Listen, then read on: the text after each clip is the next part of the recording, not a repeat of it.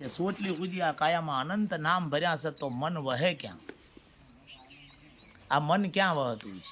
મન નિરાકાર સ્વરૂપ છે અને મનથી બધું થાય છે.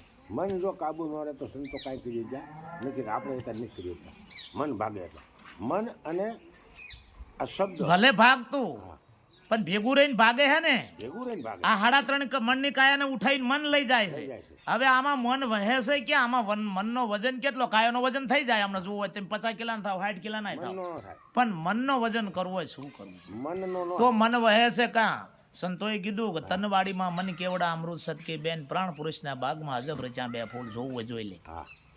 હે તનવાડી, તન નામ શરીર, આ વાડી કહેવાય. અને આની માલપા મન વહે છે, ઈ કેવડું છે એનું મોજમાપ કરી દે. તારા મનને પૂછ કે તારો સીમાડો ક્યાં સુધીનો છે, અને તારી આંખને હોત પૂછ ભાવતો હોય તો ભલે, ન ભાવતો તો બાડાને અને દેખતાને બેયને પલે પડે એવું જ્ઞાન છે. કાનવાળો અને આ બેરો બેયને પલે પડે એવું જ્ઞાન છે. મૂંગો ને બોલકો બેયને પલે પડે એવું આ જ્ઞાન છે. એવું નહીં રાખવાનું કે આ દેખતો જ સત્સંગ કરી શકે, આંધળો જ સત્સંગ કરી શકે, બેરોય સત્સંગ કરી શકે, મૂંગો પણ સત્સંગ કરે છે. આ સત્સંગ વસ્તુ એવી છે કે સંગ બધાને લાગી શકે છે. પછી આમાં દેખતો ને બેરો ને બોલકો ને આ કોઈ ચાલે નહીં. ભણેલો ને ભણ બે ચાલે. આમાં અભણ હોત ગાય ગા જાય. સંતો આગળ અભણ જતા ને બધા કેવા ભણેલા હતા. તો મારું એવું કહેવાનું છે કે આમાં મન ક્યાં વહે છે? બીજા નંબરમાં કે તમારું નામ શું કીધું? મેહુલ ભગત. હવે આ કાયા આખી નામી છે અને આમાં મેહુલ ભગત ક્યાં વસે છે? મારે મેહુલ ભગતની જરૂર છે, આ કાયાની જરૂર નથી. આમાં મેહુલ ભગત તમે ચા, તમારું નામ ચા નથી ના? હા શું બોલું? નામ રૂપ ને ગુણમાં મારું રૂપ છે, નામ પાયું છે. મારામાં શું ગુણ છે? તમે આયા તાર કોણ હતા? કોઈ નહીં. અરે હમું બોલો, નતું આયા તાર કોણ હતા?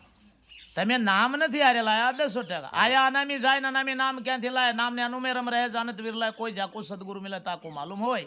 બરાબર, આ સંતોની ભૂમિકા છે. તો તારું નામ શું છે? नाम लिया तो सब कुछ लिया, सकल साथ रखा, भेद बिन नाम नर के गया पढ़कर 4 वेद. नाम ने હવે નામ लिया તો કે सब कुछ लिया, सकल શાસ્ત્રના ભેદ. પછી તમે વેદ વાંચો, પુરાણ વાંચો, રામાયણ વાંચો અને કદી પીને નામ નક્કી ન થયું હોય તો ફોક છે. નામ નથી આપણે તો નામ ક્યાં છે? નામ ગોતવા જ ભજન કર્યું છે. નામ ગોતવા એ ગુરુ આપણને જગાડ્યા છે. ઈશ્વરનું એવું નામ છે ને. ઈશ્વર એવું શું તત્વ છે? ઈશ્વર એવું તત્વ કાંઈ નહીં. અવાજ સ્વર ગીતામાં હોત બતાવે છે અને સંતોએ કીધું છે. જો હું અભણ માણસ છું, હું એ પણ છું. મારી વાત કે ના અભણ માણસ છું. મારી આગળ રામાયણ મૂકો, રામાયણ સત્ય છે, પણ મને એ વિદ્યાર્થી ગુરુ નથી મળ્યા એટલે અહીંયા હું કાસો છું. એટલે મારા માટે મને અક્ષરનું જ્ઞાન એટલે હું શું વાંચું? બરાબર. પણ એ ગીતા છેલ્લે એમ કે આ મને આખી વાંચી લે, રામાયણ એમ કે આખી વાંચી લે, પણ ગુરુ સિવાય મુક્તિ નથી. હવે ભેદ ક્યાં બતાવે છેલ્લો? એ બધા પુરાણ 100 શાસ્ત્રે 18 પુરાણ 4 વેદે છેલ્લે ગુરુ બતાવ્યા છે કે આ બધું જાણવું હોય તો સદગુરુ કરવા.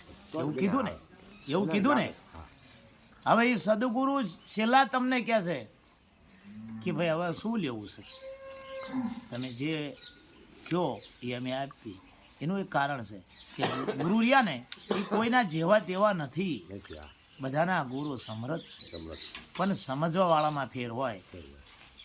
ખામી આપણામાં રહેતી હોય, ગુરુ નહીં. કાં સમજણ ફેર થઈ ગયો હોય, કાં તો આપણે ગટમાં ઉતાર્યું નહીં. આ બે વસ્તુમાં આપણે નક્કી ન થયું હોય તો એવું બને ને બને જ નહીં કોઈ. તો હવે જાણ્યું એને માણ્યું હતી ભેગવા, જેટલા પ્રમાણ આપ્યા ને એમને માણેલું છે. હવે આપણે નરું જાણી લીધું છે, માણ્યું છે અને જય ગુરુ મહારાજ. હાલો હવે